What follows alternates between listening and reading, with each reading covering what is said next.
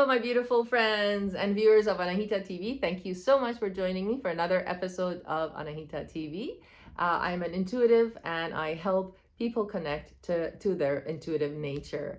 I was born an intuitive, but for many, many years, I had a hard time accepting it because it was not fashionable, or, people looked at you like a crazy person. But now that it's more acceptable, I guess I'm a chicken too in some ways.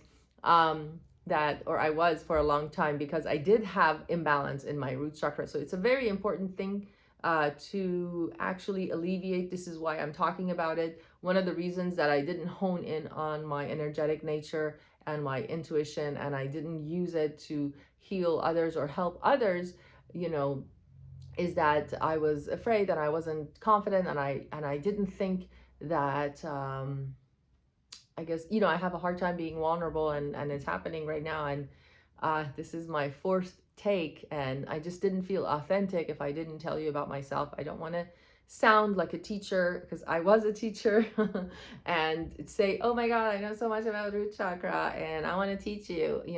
The reason I know a lot about it is because I had also a blockage of my root chakra. One of the things we do when our root chakra is blocked is that we accept things and situations and jobs or relationships that are beneath us, or that we do not belong in. And one of the reasons is that because of root chakra imbalance. My background is in psychology, and I love developmental psychology, and I used to work as a child psychologist. And so I have a little bit of a background in that. If you have questions about psychological issues in regard to children or development, you can ask me, and I'll research it, before I respond. I'm not a medical psychologist, so but I am knowledge in the psychological world to a degree. And it's because I was concerned about my own development. This is why a lot of therapists or psychologists go into psychology, is because they want to learn about themselves first. Once we learn about ourselves, then we can help others learn about themselves. Through our journey, we are able to share that. So with that being said, let's move on to the Mooladhara, which is also the root chakra associated with your foundation, which is your base, your root. So it is connected. It is the first three vertebrae of your spinal cord, and it's at the bottom, associated with your genitals, excuse me. And it affects everything because it is your foundation. If you live in a downtown, or you've ever driven or seen how they build skyscrapers, which are 100 stories high or higher, is that they dig deep. They go all the way down. And the reason they dig deep is because they put these hard metal beams in the base so that they can create a nice foundation so that they can build up. And as a human, if you look at yourself the same way, is that you have to have a strong foundation in order to succeed in this lifetime. We live in a physical world, and the root chakra is as physical as it gets. It's your foundation that's connected to the earth and I'm not sure if you've ever listened to some meditations. The first thing they do, they say ground yourself by closing your eyes. You imagine this beam of light going from the top of your head, which is your seventh chakra, all the way down to your feet. And then you imagine roots growing from the bottom of your feet, going to the center of the earth, coming back up, and and protecting you. So that's your foundation. That's how you get grounded. One of the ways you get grounded. The other way is walking on the grass, or just sitting on the ground, or going to the beach, sitting on sand. That's a lot of ways you can heal yourself. A lot of times we sleep on beds that are high above the ground. We sit on chairs or houses which are raised foundations, so we have lost connections to earth. There is a movie called, I think it's a grounding movie. If you look it up, it's a recent film, and it talked about, one of the things I loved about it is that American Indians, when their children got sick and they were near death, what they would do is dig a hole in the ground, and they wouldn't bury the kid alive. The head would be out, but they would put the baby, wrap it around in blankets, and put the baby in the ground. Someone would stay there, of course, watch the baby and have a fire, but they would put the baby's body in the ground, and by tomorrow, within like 12 hours, by tomorrow morning, the baby would be healed and not, not have those SIDS. We have SIDS, which are like when children die in bed, unfortunately. One of the things that stopped that in American Indians was that they did the grounding with children, which is amazing. How, one of the things about culture and our past is that the past, the shamans, and like the Persians, the Indians, the Greeks, the Spaniards, they have a lot of connection to the earth. And the older cultures, I'm sure I missed some, the Anglo-Saxon and all of those older communities, they have their own way of culture and own way of connecting and balancing their chakras. So, but we're going to talk about modern day balancing your chakra. How do we balance our chakra? One of the reasons it is imbalanced, actually, before I go into how we balance, let's talk about how it is imbalanced. According to Erik Erikson, who's a psychologist, about the developmental psychologist, about the different stages of us as adults, how we become adults. And the first stage is the stage of trust versus mistrust. The way we trust is like by having caregivers and parents who are attentive. When we cry, they attend to us. One of the reasons modern society, we have a lot of people or a lot of kids who are not as secure. One of the reasons we are insecure has to do, or are not confident, has to do with imbalance of root chakra.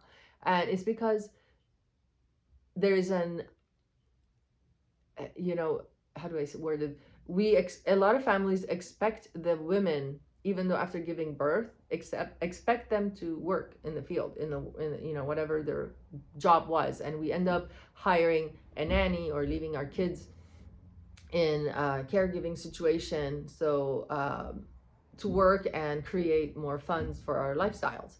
And I highly disagree with that. I'm not old fashioned in that sense. I'm human fashioned.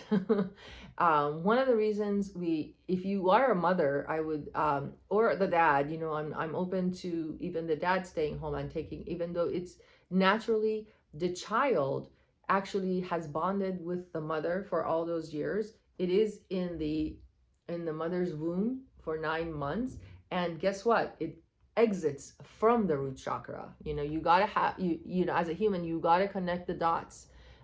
This is part of being intuitive, and you bring it, the doctor puts the baby on your heart, on the woman's heart. When I had my child, after they pull the baby out, they put it right here on, because you need to bond with your child, and that bonding doesn't stop there. I believe at least the first year you should stay home. I know some people can't afford to, but what I would do is uh, try to find a work situation where my daughter slept a lot, so I worked from home. I used to make jewelry and sell jewelry, but it was fun for a creative thing. I didn't really make that much money on it or support the family with it, but what I did is the something unfashionable. I told my husband, and he wanted to, at the time that I was married, we decided that I would stay home with my daughter, even though I did study and I did have an amazing job, and I let that job go. And for many years, I wasn't given another job because I decided to stay home. The work world is kind of punishes women, and I felt like I was punished just because I stayed home. I'm getting off topic, but it's all gonna make sense. Um, the root chakra has to do with your foundation, and if your foundation is not strong, and if your parents weren't home and you were left with nannies, I love that. I mean, they do their best, but they're not the actual parent of the child, so they are not able to read the cues. The mother can. The mother, is intuitive with their child, and it's better if the child is with their own original parents, either the mother or father stays home for at least a year. Psychologically, I believe 5 years is best, 3 to 5 years, but the minimum at least 1 year, 9 months to a year, the same amount of time that the baby was in your womb. That would be ideal. I'm very sensitive about children, and I believe you've heard this millions of times. Children are our future, so we have to take care of them. And if you're going to be a mother, what I did was stay home, and we bought a tiny home. We bought something that we could afford with you know one income. And I didn't go crazy and buy extravagant things, or jewelry or whatever.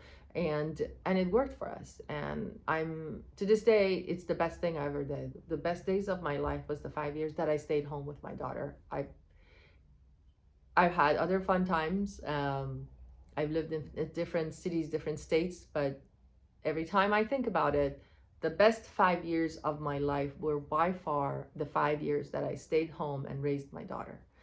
So I highly recommend it if you can, as a parent, to do that. And I see that so many people are doing it now. There's a lot of women who are breastfeeding. That is absolutely amazing. I breastfed for a year and a half.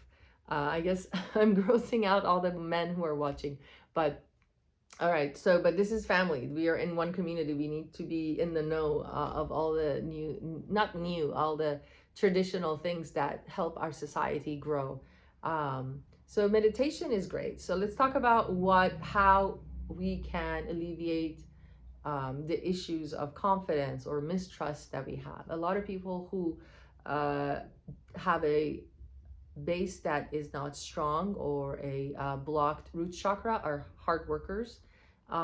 Usually they are way overworked, always tired, and they are probably much smarter and much more able or capable of a higher paying job, so they could work less, but they don't have the confidence to go out and get it. So one of the things I want to teach you is meditation. I will post more meditations on this channel, and you can also look up any other meditations. I just need you guys to be your best selves, or aspire to be your best selves. And you can look up, I love Deepak Chopra meditation. I just look up what is it, the Honest Guys. I used to meditate with them all the time. If you're not used to meditating in silence, guided meditations are an amazing way to start. There's anything from 5 minutes to an hour. The longer the better, but I would start with 5 minutes. If that's all. A lot of people are is that all the time you have? Many people are hesitant about meditation, or have a fear that they're going to be bored. That you have to overcome that fear and start. If you need a video about encouraging you, I believe I have one somewhere that I did last year, about encouraging you in a meditation. Meditation changed my life for the better, and it made me the confident person that I am now. And I'm able to share with you my healing remedies and the things I did. One of the things you can do with meditation is that, achieving your abundance, because the root chakra is connected to your money. It's connected to your safety, your housing, where you live, the relationship you have. It's associated with the genitals. It's also associated with leg pain, lower back pain, with men, prostate issues, and with women is eating disorders. Those are all connected to mistrust, basically. Mistrust in yourself and the universe. If you mistrust the universe, you're automatically actually you are connected to the universe, because we are all one. We are all connected. When we mistrust the universe, what we do is we struggle, we run to work, and then those are the people who are always late, because they're so worried that they're going to lose their job. And the worry makes them anxious, and they develop all sorts of issues, like OCD, or when they meet people, they automatically mistrust them and say something negative about that person, even though, you don't know that person yet. And believe me, your life would be so much better if you healed your root chakra. So number one, I would recommend meditation. Number two is Reiki healing. I do Reiki healing. I started getting Reiki healing when I was where you are. If you're watching today, if you have a root chakra imbalance, I was there, so I got Reiki healing for many, many years, for at least 4 years, and I developed an intuitive nature for it. Within a year, I got my certification. Within 3 years, I got Reiki mastery, so now I can teach Reiki, and I highly recommend it. You can contact me through my email. I will leave it in the comments below, and I do Reiki healing, distant Reiki healing for my clients, and as well as in person if they live in the Los Angeles area. I also recommend, if you do not want to go through me, I highly recommend that you look up Reiki healing in your neighborhood if you like to get it in person or even distant with someone else.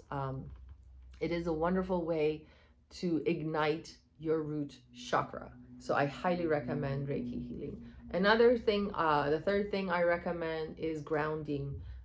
Sitting, like I said about the American Indian baby they put in the ground. I highly agree. A lot of people camp. Why do you think camping is such a big deal? REI, the company is making tons of money because of people who are hikers, who are campers, because people feel amazing. When they sleep on the floor, they feel amazing. That's our nature. We're supposed to sleep on the floor.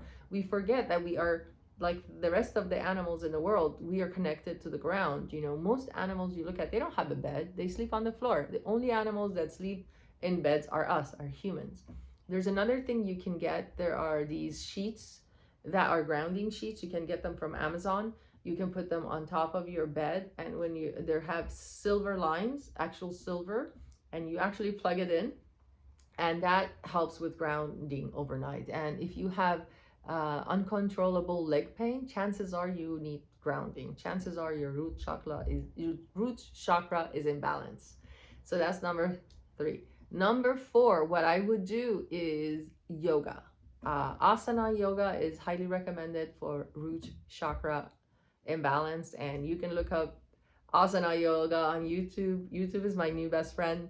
I love everything at all these amazing people post. So you can definitely start with some basic yoga, some stretches. That's gonna help you. What else? Last but not least, number 5, sex. Good sex. I don't mean to get creepy on you guys, but I mean, that's human nature. That's nature. Really good sex, which means trust and being in a great relationship. Good sex comes from trust. I'm not talking about one night stands. That's not good sex. I'm talking about getting to know someone, spending time with them, and being there together and in a trusting situation where you're able to explore your body, you're able to understand your body, and you're able to share yourself with someone else. It comes with confidence. It comes with trust to be able to share your body. It's all of it, everything connected to the root chakra. So good sex is amazing for balancing your root chakra. With that being said, I'm so happy that I could have this talk with you all. I'd love to make this a conversation, a two-way conversation, get your suggestions, comments, questions, and I'd love to answer them. And if you are interested in a distant Reiki session, please go ahead and email me and we can talk more about that. Thank you, and hope you have a wonderful day. Okay, kisses.